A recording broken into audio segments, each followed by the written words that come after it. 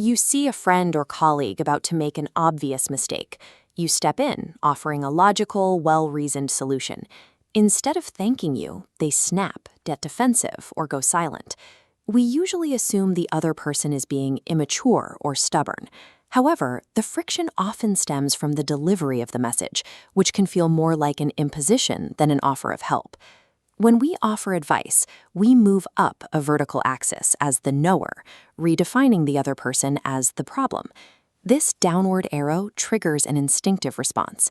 The receiver generates a shield to protect their autonomy, prioritizing dignity over your suggestion.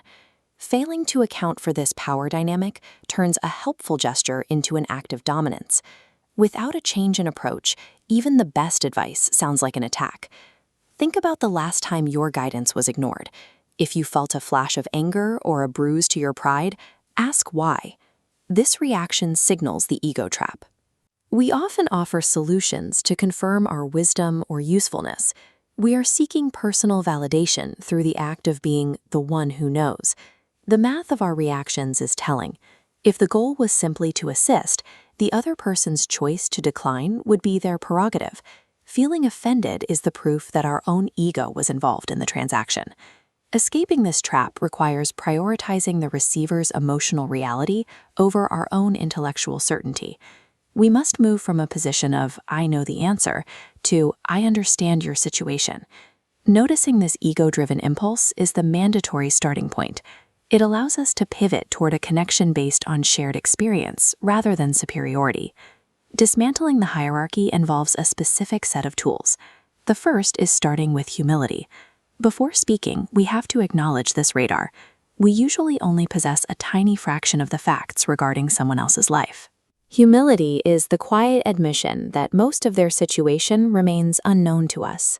The second tool is to validate before advising. A person is only ready to listen once they feel understood. Validation is distinct from agreement. You can acknowledge the weight of their stress or the difficulty of their position without endorsing the mistakes they are making. The third tool is to ask permission. I have some thoughts on this. Would you like to hear them? Asking for consent changes the nature of the conversation. It turns an unwanted intrusion into a mutual collaboration where the receiver holds the power. These three principles bring the giver down from their pedestal.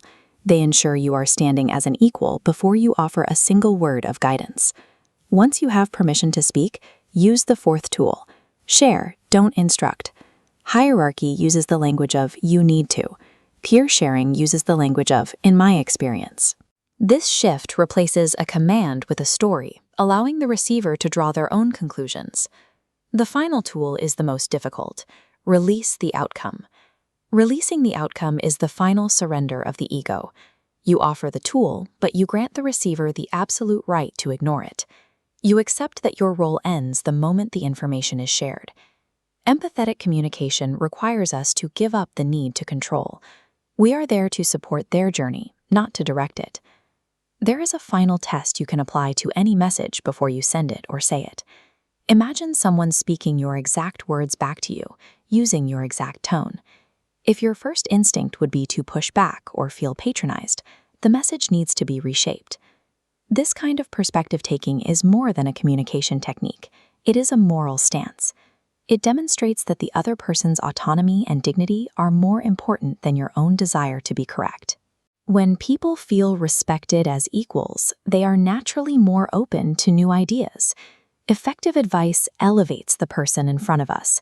By stripping away our own sense of superiority, we ensure our words are heard as support rather than instruction.